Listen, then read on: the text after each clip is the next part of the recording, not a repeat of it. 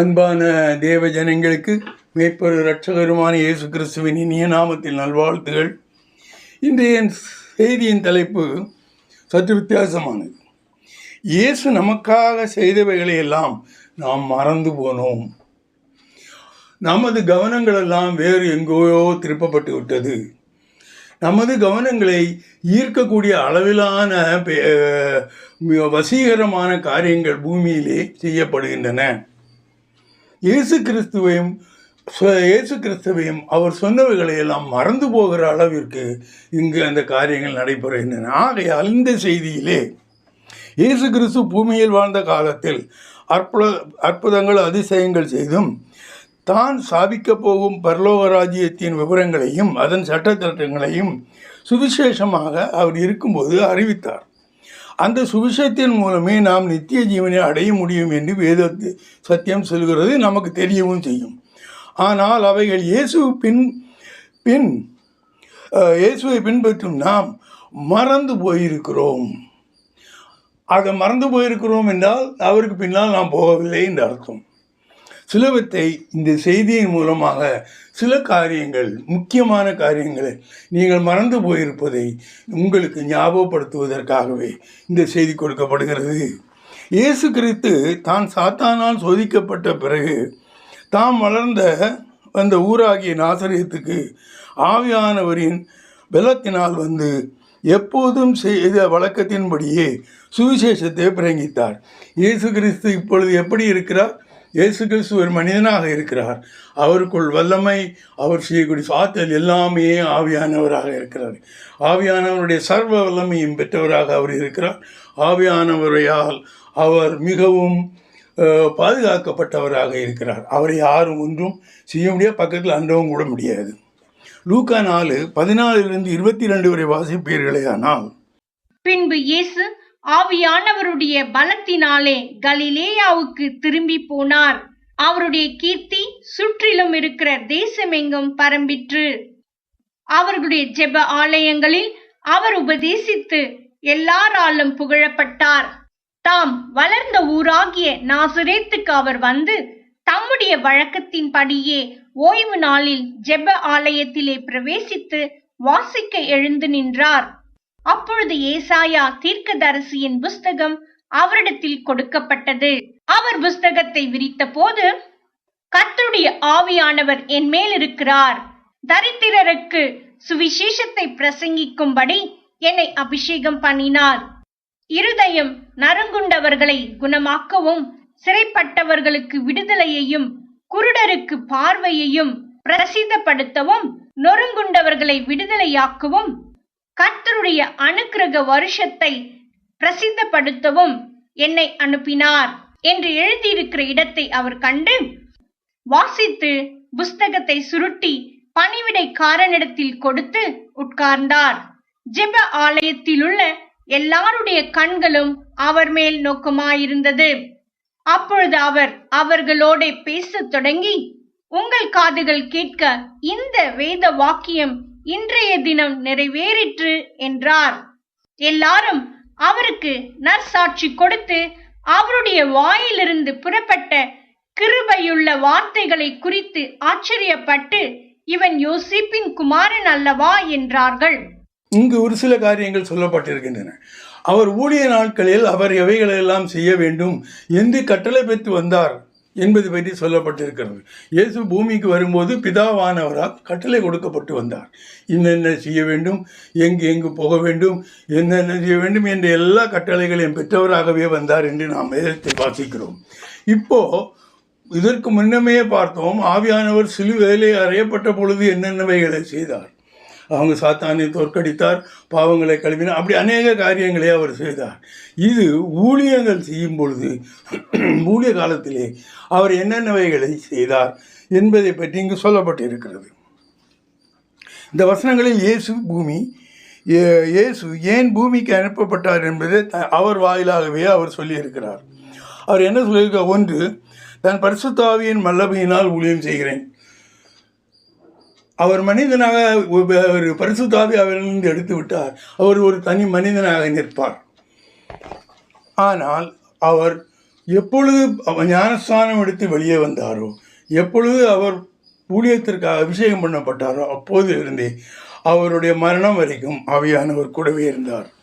இயேசுவை அறிய மனதாக இருந்தவர்களுக்கு சுவிசேஷத்தை பிரசங்கித்தார்.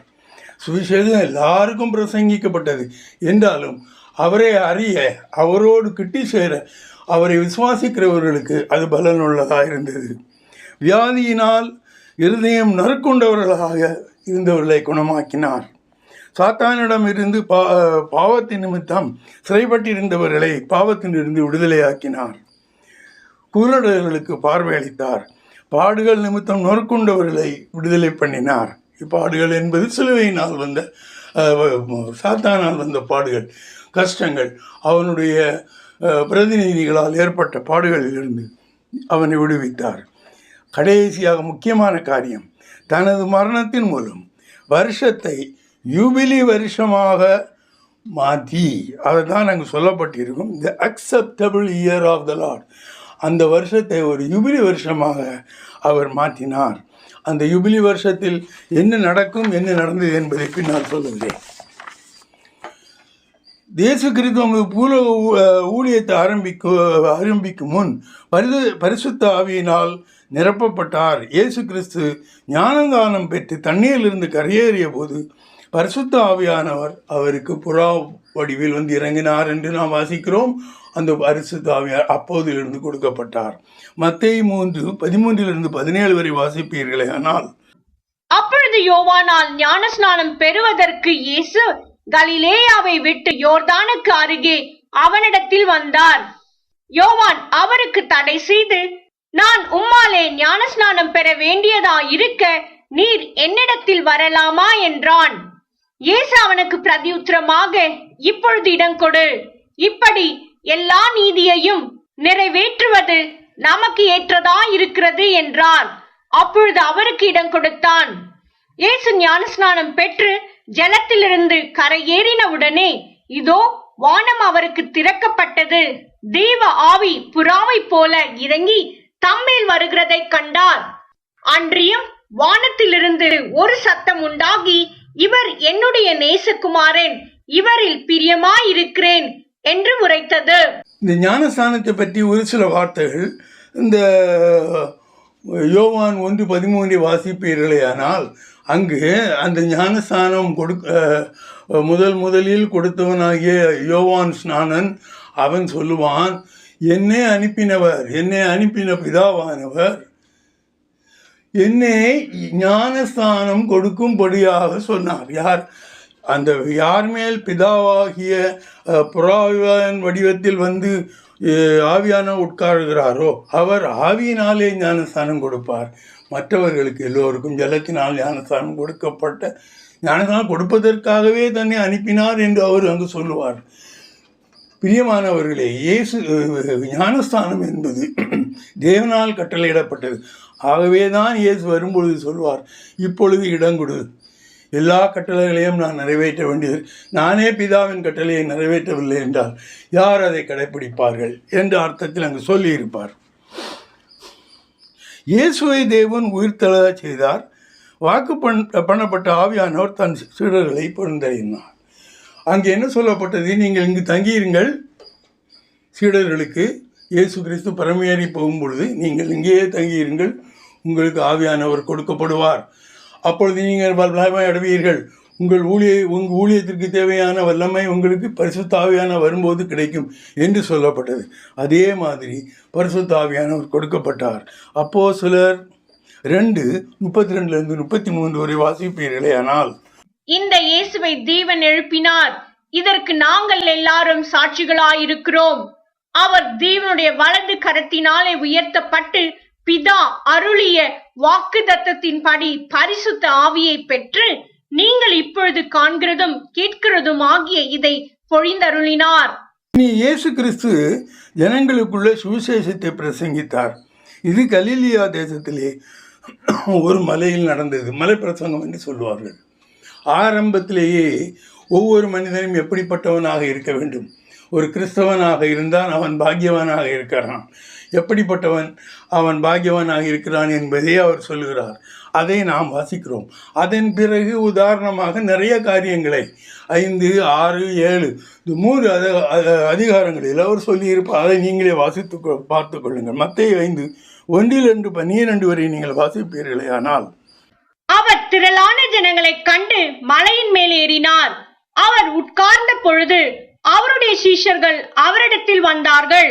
அப்பொழுது அவர் தமது வாயை திறந்து அவர்களுக்கு உபதேசித்து சொன்னது என்னவென்றால், ஆவியில் எளிமையுள்ளவர்கள் பாக்கியவான்கள், பரலோக ராஜ்யம் அவர்களுடையது. துயரப்படுகிறவர்கள் பாக்கியவான்கள், அவர்கள் ஆறுதல் அடைவார்கள். சாந்த குணமுள்ளவர்கள் பாக்கியவான்கள், அவர்கள் பூமியை சுதந்தரித்துக் கொள்வார்கள். நீதியின் மேல் பசிதாகம் உள்ளவர்கள் பாக்கியவான்கள், அவர்கள் திருப்தி அடைவார்கள். இரக்கமுள்ளவர்கள் பாக்கியவான்கள், அவர்கள் இரக்கம் பெறுவார்கள்.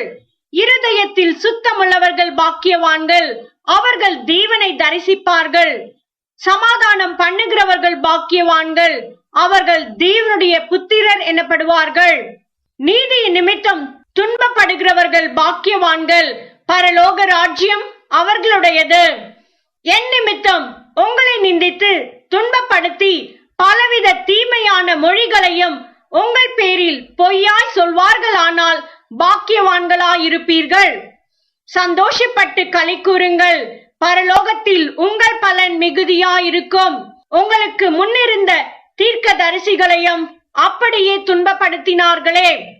இங்கு யார் பாக்கியவான்? ஒருவர் முதலே தன்னோடு தான் சொல்லுவைகளையெல்லாம் அறிந்து கொள்ள வேண்டுமானால் முதலில் அவன் எப்படிப்பட்டவனாக இருக்க வேண்டும்? அவன் இந்த பாக்கியவான் அந்த லிஸ்டில் சேராமல் இருந்தால் அதன் பிறகு அவர் அறிவிப்பைகளாம் பலனற்றவைகளாக போய்விடும். இவர்களில் ஒருவனாக அவன் தேர வேண்டும். அடுத்து, வியாதியினால் இருதயம் நொறுங்குண்டவர்களை குணமாக்கினார். இது அவ்வளோ அங்கு கொடுக்கப்பட்ட வசனத்தில் எடுத்து ஒவ்வொன்றாக சொல்லுகிறேன். மத்தேயு 15 29 31 வரை வாசிப்பீர்களே. ஆனால் இயேசு அவ்விடம் விட்டு புறப்பட்டு கலிலேய கடல் அருகே வந்து ஒரு மலையின் மேல் ஏறி அங்கே உட்கார்ந்தார். அப்பொழுது சப்பானிகள், குருடர், ஊமையர், ஊனர் முதலிய அநேகரை திரளான ஜனங்கள் கூட்டிக் கொண்டு இயேசுவினிடத்தில் வந்து அவர்களை அவர் பாதத்திலே வைத்தார்கள். அவர்களை அவர் சொஸ்தப்படுத்தினார். ஊமையர் பேசுகிறதையும், ஊனர் சொஸ்தமடைகிறதையும், சப்பானிகள் நடக்கிறதையும், குருடர் பார்க்கிறதையும் ஜனங்கள் கண்டு ஆச்சரியப்பட்டு இஸ்ரவேலின் தேவனை மகிமைப்படுத்தினார்கள். அவருடைய ஊழிய நாட்களிலே அவர் என்னவெல்லாம் செய்ய வேண்டும் என்று சொல்லப்பட்டது? ஊமையர் பேசுகிறதையும், ஊனன் சுஸ்தமடைவதையும், சப்பானிகள் நடப்பதையும், குருடர்கள் காண்பது, இவைகளெல்லாம் போன்ற அதிசயங்களை அவர் செய்ய வேண்டும் என்று சொன்னதை இயேசு கிறிஸ்து செய்தார். அடுத்ததாக, சாத்தானிடம் அகப்பட்டிருந்தவர்களை விடுதலாக்கினார். சாத்தான் ஆதி காலத்தில் இருந்தே, அதாவது ஆதாமிலிருந்தே அவன் எல்லோரையும் பாவிகளாக்கி, பாவிகளான போது அவனிடம் சிறைப்பட்டு போகிறார்கள். வேதம் என்ன சொல்கிறது? நீ எதற்கு கீழ்ப்படிந்து எதற்கு முன்னே ஒப்புக் கொடுக்கிறாயோ அதற்கே நீக்கி அடிமையாகி விடுகிறார். நாம் சாத்தானுனை ஏற்றுக்கொண்டு பாவியாகி அவன் சொன்னதை கேட்போமானால் நம்ம அவனுக்கு அடிமையாக இருக்கிறோம். மத்தேயு 15 29 31 வரை நீங்கள் வாசிக்கும் பொழுது இவைகளை சப்பானிகள், ஊமைகள் பேசுகிறது, ஊனர்கள் சுஸ்தமடைகிறது, சப்பானிகள் நடக்கிறது, குருடர்கள் பார்க்கிறது, இவையெல்லாம் செய்த பொழுது ஜனங்கள் ஆச்சரியப்பட்டார்களே தவிர அவருடைய மேசியா என்று அதிகமானோர் விசுவாசிக்கவில்லை. விசுவாசிக்க முடியாமல் அந்த யூதர்கள் கூட்டமும் சாத்தானுடைய கூட்டமும் அவர்களை தடுத்தது. சாத்தானிடம் அகப்பட்டிருந்தவர்களை விடுதலையாக்கினார். முதலில் ஒரு சம்பவத்தை பார்க்கலாம். ஒரு கூன் விழுந்த ஒரு கூனியாக இருந்தவள், அவர் சாத்தானுடைய பிடியில் அப்படி கூனியாக இருந்தால் என்று இங்கு சொல்லப்பட்டிருக்கிற வாசியங்கள் லூக்கா 13 10 17 வரை. ஒரு ஓய்வு நாளில் அவர் ஜெப ஆலயத்தில் போதகம் பண்ணி கொண்டிருந்தார். அப்பொழுது 18 வருஷமாய் பலவீனப்படுத்தும் ஆவியை கொண்ட ஒரு ஸ்திரீ அங்கே இருந்தாள். அவள் எவ்வளவும் நிமிரக்கூடாத கூனியாயிருந்தாள். இயேசு அவளை கண்டு தம்மிடத்தில் அழைத்து, ஸ்திரீயே, உன் பலவீனத்தினின்று விடுதலையாக்கப்பட்டாய் என்று சொல்லி அவள் மேல் தமது கைகளை வைத்தார். உடனே அவள் நிமிர்ந்து தேவனை மகிமைப்படுத்தினாள். இயேசு ஓய்வு நாளிலே சொஸ்தமாக்கினபடியால் ஜெப ஆலய தலைவன் கோபமடைந்து ஜனங்களை நோக்கி, வேலை செய்கிறதற்கு 6 நாள் உண்டே, அந்த நாட்களிலே நீங்கள் வந்து சொஸ்தமாக்கிக் கொள்ளுங்கள், ஓய்வு நாளிலே அப்படி செய்யலாகாது என்றான். கர்த்தர் அவனுக்கு பிரதியுத்தரமாக, மாயக்காரனே, உங்களில் எவனும் ஓய்வு நாளில் தன் எருதையாவது தன் கழுதையாவது தொழுவத்திலிருந்து அவிழ்த்து கொண்டு போய் அதற்கு தண்ணீர் காட்டுகிறதில்லையா? இதோ, சாத்தான் 18 வருஷமாய் கட்டியிருந்த ஆபிரகாமின் குமார்த்தியாகிய இவளை ஓய்வு நாளில் இந்த கட்டிலிருந்து அவிழ்த்து விட வேண்டியதில்லையா என்றார். அவர் அப்படி சொன்னபோது அவரை விரோதித்திருந்த அனைவரும் வெட்கப்பட்டார்கள். ஜனங்கள் எல்லாரும் அவரால் செய்யப்பட்ட சகல மகிமையான செய்கைகளை குறித்தும் சந்தோஷப்பட்டார்கள். அவர் அந்த ஒரு காரியம், ஒரு அற்புதம் அங்கு செய்யும் பொழுது சாத்தான் இடைபடுகிறான். அவனுடைய பிரதிநிதியாக இடைபெறுகிறான். அவன் சொல்லுவான், ஏன் நீ இது செய்ய அதிசய அற்புதம் செய்ய வேண்டுமானால் மற்ற நாள்களில் செய்து கொள்ளலாமே. அவன் என்ன சொல்கிறான், ஒவ்வொரு வீடு வீடாக போய் நீர் அற்புதம் செய். ஆலயத்தில் எல்லோரும் கூடி வந்திருப்பார்கள். வந்திருக்கிறவர்களுக்கு தான் அவர் அதில் மிகவும் அவரை வேண்டுபவர்களுக்கும் அந்த சாத்தானுடைய பிடியில் இருப்பவர்களுக்கும் விடுதலை கொடுக்கிறார். ஆனால் இவன் என்ன சொல்லுகிறான், ஒவ்வொருவருக்கும் தனித்தனியாக அவன் அங்கே ஆலயம் கூட்டுவானா என்ன, ஒவ்வொரு வீடு வீடாக போய் பண்ண வேண்டுமா என்ன? இப்படிப்பட்ட காரியங்களை அவன் சாத்தானின் அறிவுரையினால் சொன்னான். இயேசு கிறிஸ்து செய்த ஒவ்வொரு காரியத்தையும், இன்றும் அவருடைய விசுவாசிகள் ஒவ்வொரு காரியத்தையும் அங்கு தடை செய்யப்படுகிறது. ஏன் என்பது உங்களுக்கு தெரியும். இயேசு கிறிஸ்துவின் சிலுவையில் சிந்திய இரத்தத்தின் மூலம் பாவத்திலிருந்து நம்மை விடுதலையாக்கினார். இயேசு கிறிஸ்துவின் இரத்தம் கிரயமாக செலுத்தப்பட்டது. மனிதன் அந்த பாவ சந்தையிலிருந்து விலைக்கு வாங்கப்பட்டான். அதற்கு கிரயமாக இயேசு கிறிஸ்துவனுடைய இரத்தம் கொடுக்கப்பட்டது. வாசியங்கள் எபிரேயர் 2:14-15 வரை. ஆதலால் பிள்ளைகள் மாம்சத்தையும் இரத்தத்தையும் உடையவர்களாயிருக்க, அவரும் அவர்களைப் போல மாம்சத்தையும் இரத்தத்தையும் உடையவரானார். மரணத்துக்கு அதிகாரியாகிய பிசாசானவனை தமது மரணத்தினாலே அழிக்கும்படிக்கும், ஜீவ காலமெல்லாம் மரண பயத்தினாலே அடிமைத்தனத்திற்குள்ளானவர்கள் யாவரையும் விடுதலை பண்ணும்படிக்கும் அப்படியானார். இந்த வசனம் அடிக்கடி நான் சொல்லுவது உண்டு. இது எல்லோருக்கும் தெரிந்திருக்க வேண்டியது. நீங்கள் இப்பொழுது சாத்தானிலிருந்து விடுதலையாகி விட்டீர்கள். அப்படி பாவியாகி விடுதலையாகிவிட்ட நீங்கள் பழையபடியும் போய் அவனிடம் மாட்டிக்கொள்கிறீர்கள். பழையபடியும் அதே பாவத்தை செய்கிறீர்கள். தனியாக ஒரு தைரியமாக நின்று ஆண்டவரைத்தான் நான் ஏற்றுக்கொள்வேன், நான் அவன் சொல்லுகிற மாதிரியமாக காரியங்களை செய்ய மாட்டேன் என்று நீங்கள் உறுதி எடுத்தால் இது நடக்கும். இனி இப்படி தோற்று போன சாத்தான் நான் சும்மா இருக்க மாட்டான். தன்னிடம் இருந்த விடுதலையாக்கப்பட்டவர்களை ஏதோ ஒரு வழியிலே பாவம் செய்ய வைத்து தனக்கு அடிமையாக்கி அவன் தனது அதிகாரத்தை செலுத்த முற்படுத்துகிறான். ஆண்டவரிடம் கேட்டால், நான் ஒன்றுமே செய்யலை, நான் அவர்களாக வந்து என்னிடம் பாவிகளாக பாவ செயல்களை செய்வதற்காக வருகிறார்கள். உபச்சாரம் செய்கிறவனை எவ்வளவுதான் தடுத்து வைத்தால் நடக்க மாட்டான். அவன் உபச்சாரம் செய்வான், அவன் பாவியாகவே இருப்பான்.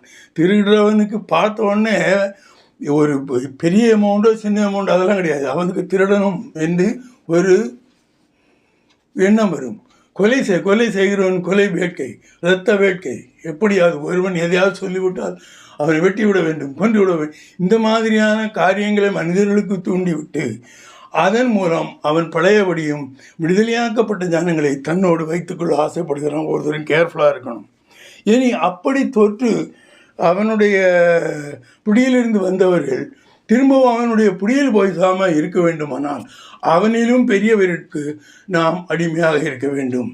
சாத்தானுடைய பிடியிலிருந்து நாம் விடுபட்டு வந்த பிறகு நாம் தேவனுடைய அடிமையாக ஆகிவிட்டால், அல்லது அவருடைய ஊழியர்களாகிவிட்டால், அவரை சேவிக்கிறவர்களாகிவிட்டால் அவன் அதை ஒன்றுமே செய்ய முடியாது. அவனிலும் வல்லவரிடம் அவன் மோதவும் முடியாது. அதற்கு என்ன செய்ய வேண்டும் என்று ரோமர் 17 23 வரை சொல்லப்பட்டிருக்கிறது. முன்னே நீங்கள் பாவத்திற்கு அடிமைகளாய் இருந்தும் இப்பொழுது உங்களுக்கு ஒப்புவிக்கப்பட்ட உபதேச சட்டத்திற்கு நீங்கள் மனப்பூர்வமாய் கீழ்ப்படிந்ததினாலே தேவனுக்கு ஸ்தோத்திரம். பாவத்தினின்று நீங்கள் விடுதலையாக்கப்பட்டு நீதிக்கு அடிமைகளானீர்கள். உங்கள் மாம்ச பலவீனத்தின் நிமித்தம் மனுஷர் பேசுகிற பிரகாரமாய் பேசுகிறேன். அக்கிரமத்தை நடப்பிக்கும்படி முன்னே நீங்கள் உங்கள் அவயங்களை அசுத்தத்திற்கும் அக்கிரமத்திற்கும் அடிமைகளாக ஒப்புக்கொடுத்தது போல இப்பொழுது பரிசுத்தமானதை நடப்பிக்கும்படி உங்கள் அவயங்களை நீதிக்கு அடிமைகளாக ஒப்புக்கொடுங்கள். பாவத்திற்கு நீங்கள் அடிமைகளாய் இருந்த காலத்தில் நீதிக்கு நீங்கினவர்களாயிருந்தீர்கள்.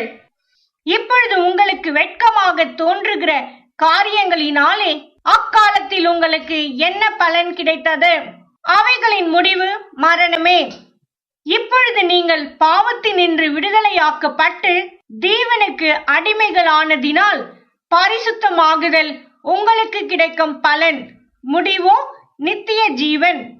பாவத்தின் சம்பளம் மரணம், தேவனுடைய கிருபை வரமோ நம்முடைய கர்த்தராகிய இயேசு கிறிஸ்துவினால் உண்டான நித்திய ஜீவன். அடுத்ததாக அங்கு சொல்லப்பட்டது குருடர்கள் பார்வை அடைகிறார்கள்.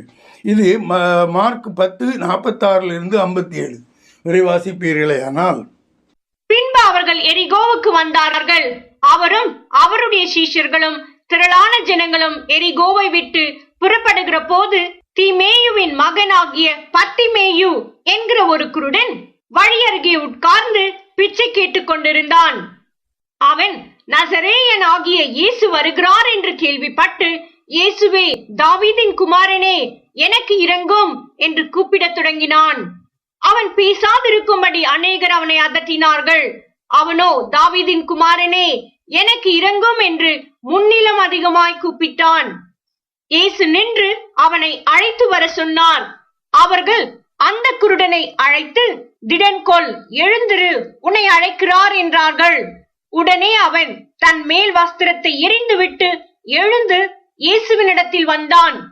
இயேசு அவனை நோக்கி, நான் உனக்கு என்ன செய்ய வேண்டும் என்றிருக்கிறாய் என்றார். அதற்கு அந்த குருடன், ஆண்டவரே, நான் பார்வை அடைய வேண்டும் என்றான். இயேசு அவனை நோக்கி, நீ போகலாம், உன் விசுவாசம் உன்னை ரட்சித்தது என்றார்.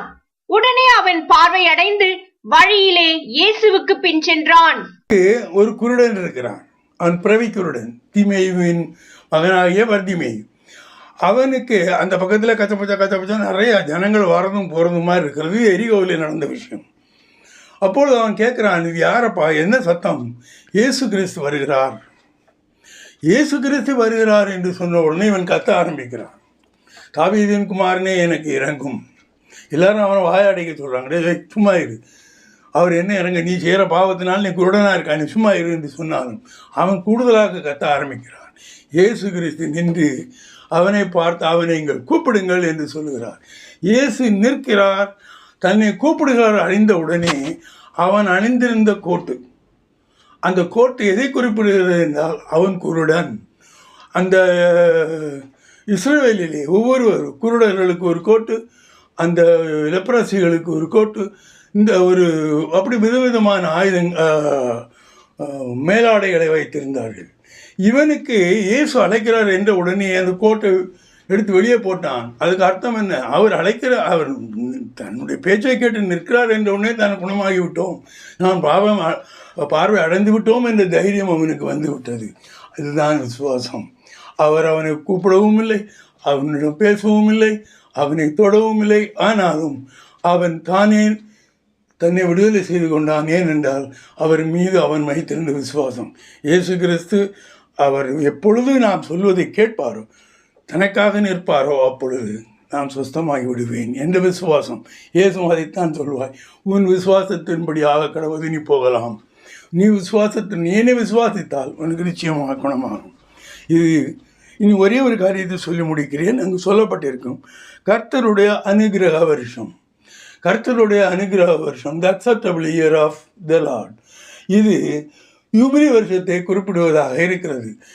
இந்த பழைய ஏற்பாட்டு காலத்தில் யுபிலி வருஷம் இதில் என்னென்ன நடக்கும் என்பதை லேவியராகமும் 25:10-15 வரை வாசிப்பீர்களே. ஆனால் 50ஆம் வருஷத்தை பரிசுத்தமாக்கி தேசமெங்கும் அதன் குடிகளுக்கெல்லாம் விடுதலை கூற கடவீர்கள்.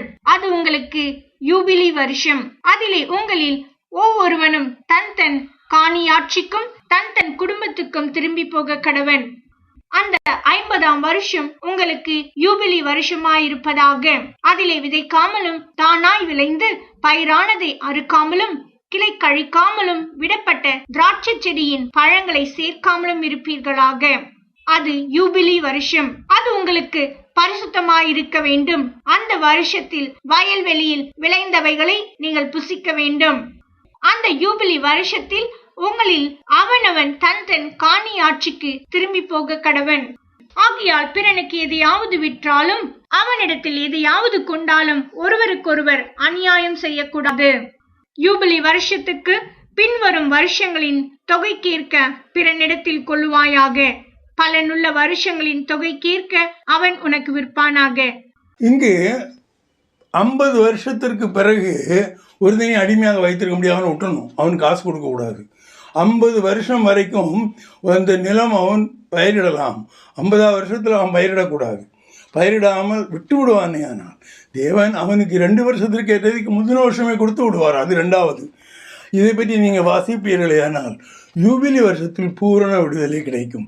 அதை தான் அவர் சிலுவையிலே செய்தார். அந்த சிலுவையிலே அவர் அறையப்பட்ட அந்த வருஷம் தான் the acceptable year of the lord. அதாவது யூபிலி வருஷம். எல்லோரும் உறுதியாக்கப்பட்டார்.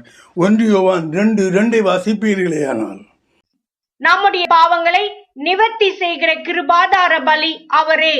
நம்முடைய பாவங்களை மாத்திரமல்ல, சர்வ லோகத்தின் பாவங்களையும் நிவர்த்தி செய்கிற பலியாயிருக்கிறார். இங்கு தெளிவாக தெரியும், எல்லா ஜனங்களையும் அவர் விடுதலை செய்தார். ஏனென்றால் அது ஒரு யூபிலி வருஷமாக இருந்தது. சாத்தானுக்கு அதன் மேல் அதிகாரம் இல்லாததாக இருந்தது. அதற்கு முன்னாலாக யூபிலி வருஷம் வந்தது. ஆனால் இந்த மாதிரியான ஒரு கண்டிஷனோடும் ஒரு கட்டளையோடும் அது வரவில்லை. இயேசு கிறிஸ்துவை சம்பந்தப்படுத்திய யூபிலி வருஷமாக அது இருக்கப்படவில்லை. இயேசு கிறிஸ்து மரித்த ஆண்டே தேவன் அது அனுகிரக வருஷம் அல்லது the acceptable year of the lord என்று சொல்லப்பட்டிருக்காங்க. அந்த வருஷத்தில் எல்லாரும் மன்னிக்கப்பட்டு விட்டார்கள். ஆனால் நாம் மன்னித்ததை நீங்கள் 2 பேதுரு 1:9 வாசித்து பாருங்கள். நாம் விடுதலையாகிவிட்டோம் என்பதை அறியாத குருடர்களாக அவன் திரும்பவும் நம்மை ஆக்கி வைத்திருக்கிறான்.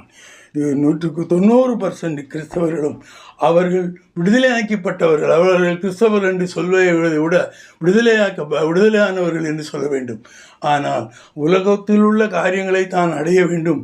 பணம் வேண்டும், வீடு வேண்டும், உபச்சாரம் வேண்டும், இந்த மாதிரியான காரியங்கள் ஈர்க்கப்பட்டதினால் அவர்கள் விடுதலை செய்யப்பட்டதை அறியாத குருடலாக இருக்கிறார்கள். இப்படிப்பட்ட நிலைமை மாற வேண்டும். ஆகவே ஒவ்வொருவரும் இயேசு என்னவோ சொன்னார். அந்த வேதாமத்தில் பூரா இயேசு சொன்னது தான் இருக்கிறது. அவைகளையெல்லாம் தயவு செய்து வாசித்து பாருங்கள், மறந்து போகாதீர்கள். இப்போ அவர் வந்தார் என்கிறதை நினைவுறுத்துவதற்காக தான் ஒரு பந்தியை கட்டளையிட்டார். அதிலே அவர் வந்து உங்களுக்காக மரித்ததை எப்படி ஞாபகப்படுத்த சொன்னாரோ அதே மாதிரி இந்த செய்தியின் மூலமாக ஒவ்வொரு காரியமாக இன்னும் காரியங்கள் இருக்கிறது. காரியங்களை சொல்லி இவைகளையெல்லாம் நீங்கள் மறந்து போகாமல் அவருடைய கட்டளைகளை ஏற்று அவருடைய சுவிசேஷத்தை அறிந்து அதன் பிரகாரம் நடப்பீர்களேயானால் நீங்கள் இயேசு கிறிஸ்துவின் உண்மையான சீடர்களாக இருப்பீர்கள். அன்பான பிதாவை, மீட்பர் இரட்சகருமான இயேசு கிறிஸ்துவை, அன்றாடம் வழிநடத்தும் ஆவியானவரை, உமது பிள்ளைகளுக்கு யுபிலி வருஷத்தில் நடந்தது போல சிலுவையில் அவர் செய்த காரியங்களை சொன்னேன். அநேக காரியங்களை சொல்லி அவர்கள் மறந்து போயிருந்த சில காரியங்களை அவருக்கு நினைப்பூட்டினேன். இருந்தாலும் அவர் சொன்ன எல்லா காரியங்களையும் அவருக்கு நினைப்பூட்டும் வகையில் பிதா தானே ஆவியானவர் மூலமாக அதை செய்வார் என்ற ஒரு நம்பிக்கையோடு நான் பிதாவை மகிமைப்படுத்துகிறேன். அன்பான பிதாவே, ஆமென்.